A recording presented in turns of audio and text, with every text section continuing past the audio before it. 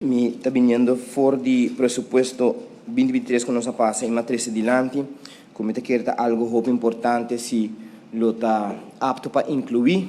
lo que trata educação e parte educação também tem como de 7 categorias de fundo aqui, para motivo que nós temos escola que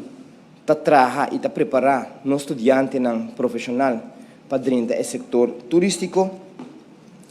É muito importante e para me para o ministro Sá também que tem certo de escola aqui tem necessidade de material para não por exercer e preparar na mesa para ordenar dentro do hotel. Por exemplo, tem escola que não tem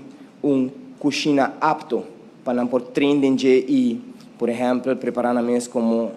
chef ou como helper de cozinha, etc. Por esse motivo também me mencionar a escola que SPO, APB,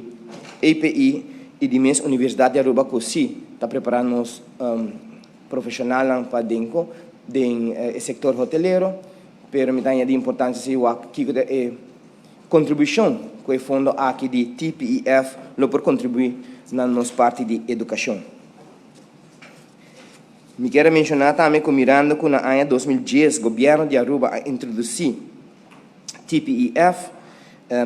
em verdade como meta para melhorar a experiência turística aqui na Aruba, permite que era parte de também no mês de bairro de nosso local, por motivo que nosso local não está dando serviço e está dando qualidade alta que todo turista não está bem back e me querer tá bom para nós invertir e seguir invertir de nossa gente local.